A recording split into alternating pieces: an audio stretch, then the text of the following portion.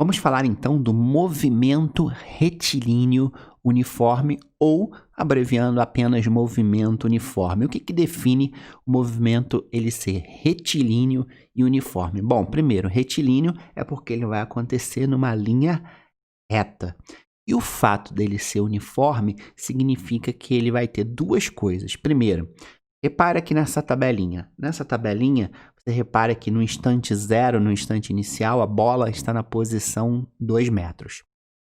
Um segundo se passa e a bola agora está na posição 4 metros. Então, ela se deslocou de 2 para 4, ela se deslocou 2 metros. Bom, mais um segundo se passa e agora a bola está na posição 6. No instante 3, ela está na posição 8 e no instante 4, ela está na posição 10. O que você percebe aqui?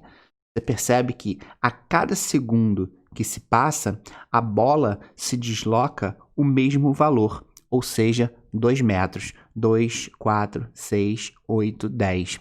Então, isso é uma característica do movimento uniforme, ou seja, a cada segundo o deslocamento do corpo vai ser idêntico, o que vai nos dar uma velocidade também constante, porque velocidade, você sabe, é a variação do deslocamento ou a distância percorrida em função do tempo, certo? Então, quando a gente fizer um ΔS, ΔT aqui para qualquer intervalo, tá? Eu vou pegar aqui o primeiro intervalinho, tá? Quando ele se desloca da posição 2 para a posição 4 no tempo 0, no tempo 1.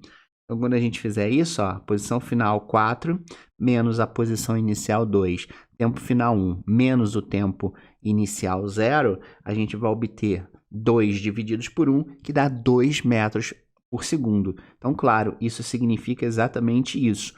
A cada segundo, o corpo está se deslocando 2 metros, que é o que a gente vê na tabelinha. Ou seja, em qualquer intervalo que você fizesse essa conta, você encontrar exatamente 2 metros por segundo, ok? E aí a gente pode fazer o seguinte, a gente pode determinar agora o que a gente chama de função horária do movimento uniforme. Por exemplo, se eu quiser prever aonde essa partícula vai estar daqui a 6 segundos, será que eu consigo? Consigo, com essa função. Então, eu vou pegar aqui ó, a equação que a gente já escreveu, ó, V igual a S menos S0 sobre T menos T0, e passar o T menos T0 para o outro lado multiplicando, porque ele está dividindo. Então, VT menos T0 igual a S menos S0. Em geral, a gente coloca o tempo inicial como nulo. Tá? Então, isso aqui vai ser o tempo inicial 0, e aí vai sobrar exatamente VT, V vezes T, igual a S menos S0, e quando eu jogar o menos S0 para o outro lado, ele vai virar positivo, e a gente vai chegar na equação final, que a gente conhece como sorvete, S igual a S0 mais VT, a gente chama carinhosamente de sorvete, para facilitar a gente a decorar. E para que serve essa equação? Serve para prever o futuro. Por exemplo, no exemplo que a gente acabou de ver, qual é a posição inicial do corpo? A posição inicial do corpo é 2 metros.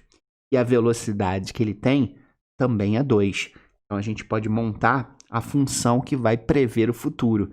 Então, por exemplo, se eu quiser saber aonde o corpo vai estar daqui a 3 segundos, no instante 3, o que eu faria?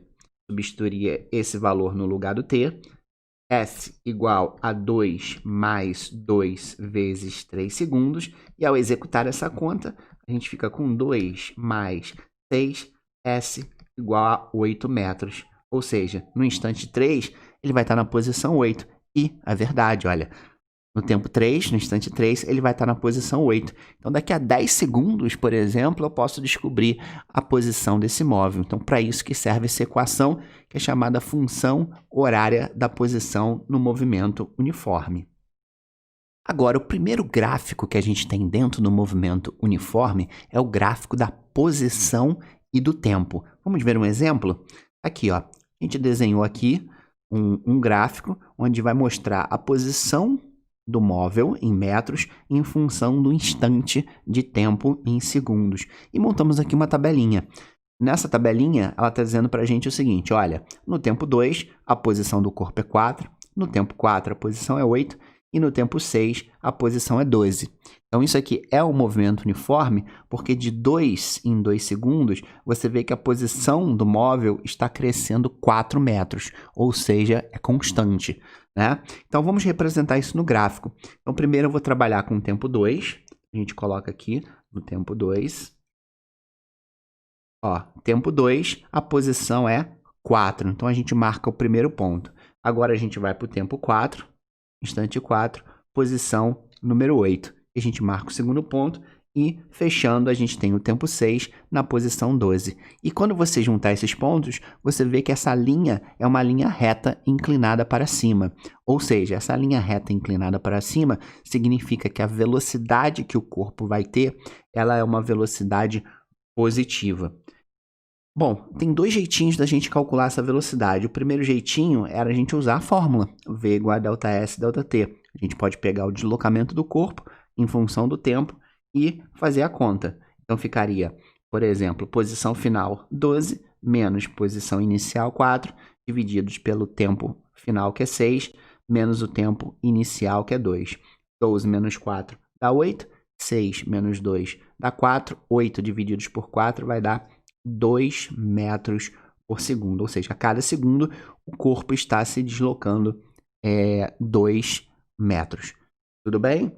Mas tem um outro jeitinho, e a gente vai usar um pouquinho de trigonometria. Se você reparar, a gente conseguiu fechar aqui, ó, um triângulo retângulo. Então, a gente tem aqui um ângulo θ, certo? Aqui a gente vai ter o cateto adjacente, que vai ser exatamente esse valor no eixo do x, e a gente vai ter o cateto oposto ao ângulo, que vai ser exatamente esse valor no eixo do y, tá?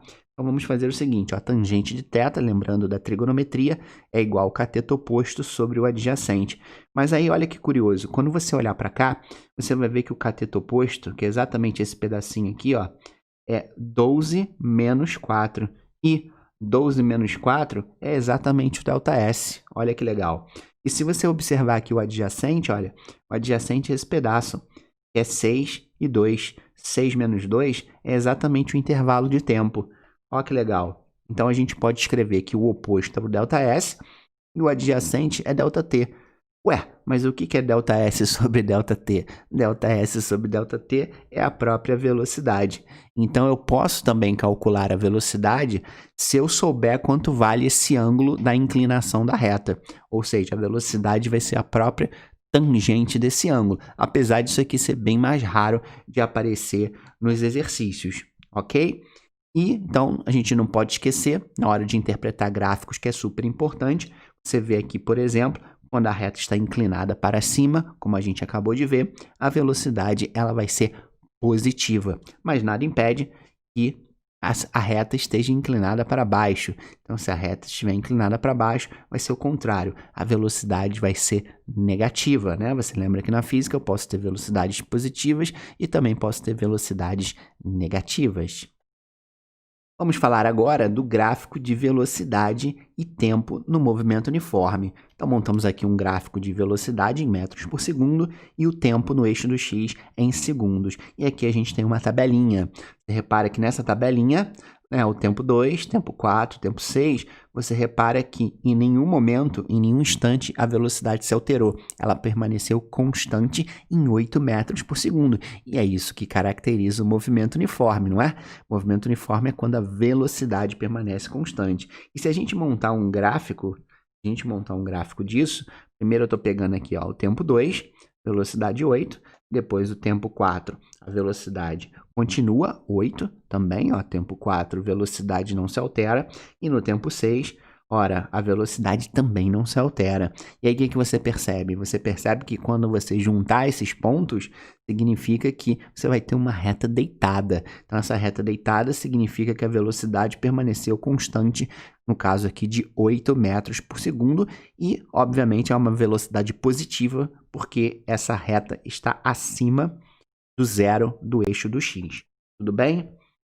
E existe essa propriedade super importante, muito usada nos exercícios, que diz para a gente o seguinte: quando eu pegar toda essa areazinha aqui, desde a reta até o eixo do x, e tirar a área dessa figura, que nesse caso aqui é um retângulo, eu vou obter exatamente a distância que o corpo percorreu.